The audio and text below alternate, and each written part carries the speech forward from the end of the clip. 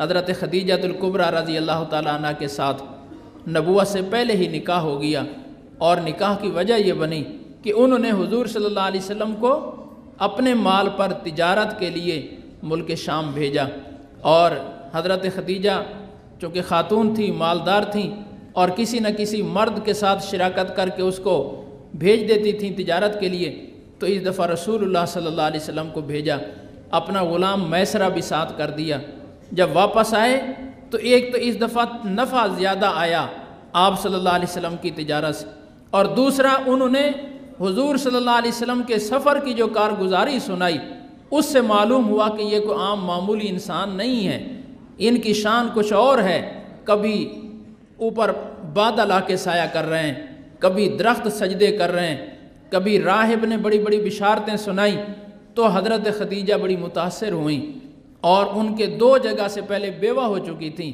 تو حضور صلی اللہ علیہ وسلم کو پیغام نکاح بھیجا کہ میں حضور صلی اللہ علیہ وسلم سے نکاح کرنا چاہتی۔ حضرت ابو طالب نے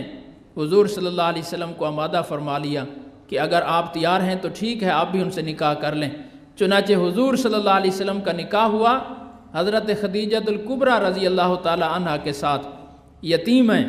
والد بھی فوت ہو چکے ہیں، والدہ بھی فوت ہو چکی ہیں، بظاہر کو مستقل روزگار بھی نہیں ہے،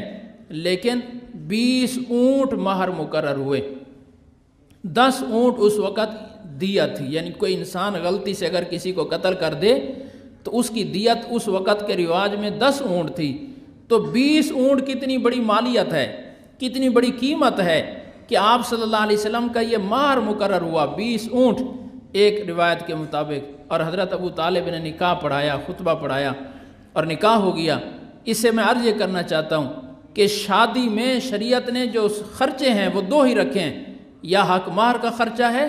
یا ولیمے کا خرچہ ہے، کہ نبی پاک صلی اللہ علیہ وسلم کے پاس بظاہر وسائل کی قلت ہے، لیکن اس کے باوجود مہر کتنا بھاری مقرر فرمایا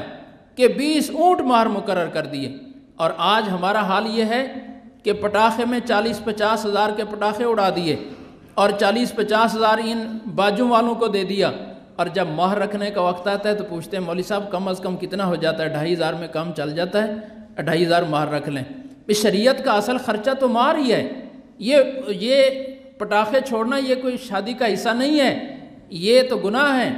گناہ پر جب خرچ کرنے کا وقت آتا ہے تو آنکھیں بند کر کے خرچ کر دیتے ہیں، اور جہاں اصل خرچہ شروع ہوتا ہے تو وہاں کنجوسی شروع ہو جاتی ہے۔ یہ شیطان کی تعلیم ہے۔ شادی کے بنیادی خرچے جو دین کے اندر ہیں وہ صرف 2 ہی ہیں، ایک عورت کے لیے حق مہر رکھنا اور دوسرا ولیمہ کرنا، مہندی کی رسمیں، برات کی رسمیں، یہ سب ہماری طرف سے اپنی طرف سے مقرر ہیں، اور ہم نے یہ خرچے اپنے اوپر اتنا مسلط کر لیے کہ اب جس کی 2-4 بچیاں ہو گئیں وہ بیچارہ پریشان ہے کہ 3 بچیاں ہیں، 4 بچیاں ہیں، اب ان بچیوں کے خاطر میں یہ اتنے خرچے کیسے کروں گا، یہ شادیاں کیسے کروں گا؟ تنگ ہو رہا ہے، قرضے لے رہا ہے، باپ کی نیند اڑ گئی ہے، نہ شادی سے پہلے سکون کی نیند ہے نہ شادی کے بعد، اس لیے کہ قرضے اتنے ہو گئے۔ اور خرچے کیا ہوئے؟ سب فضول خرچے ہوئے، فضول بھی نہیں بلکہ گناہ کے خرچے ہوئے، معصیت کے خرچے ہوئے، اس لیے کہ کل کو اس کا حساب دینا ہے کہ یہ جو پٹاخوں پر اتنا خرچ ہو گئے تو یہ کہاں خرچ ہوئے، کس مصرف میں خرچ ہوئے؟ گانا بجانے والوں کو اتنے 1000 دے دیے، یہ خرچ ہوئے تو یہ کہاں خرچ ہو گئے، کس مصرف میں خرچ ہوئے؟ اور اس قسم کے فضول خرچے کتنے خرچے ہو گئے، یہ کہاں خرچ ہوئے؟ اللہ کو بھی اس کا حساب دینا ہے، وہاں بھی مجرم قرار دیے جائیں گے، اور دنیا میں بھی تنگ ہو رہے ہیں۔ اس لیے نبی پاک صلی اللہ علیہ وسلم نے ہمارے لیے شریعت کو آسان بنایا ہے، زندگی کو آسان بنایا ہے، بس جو بنیادی خرچے ہیں وہ 2 ہی ہیں، یہ خرچے کریں اور اللہ کے نبی صلی اللہ علیہ وسلم کو راضی کریں، یہاں کی پریشانی سے بھی بچ جائیں گے اور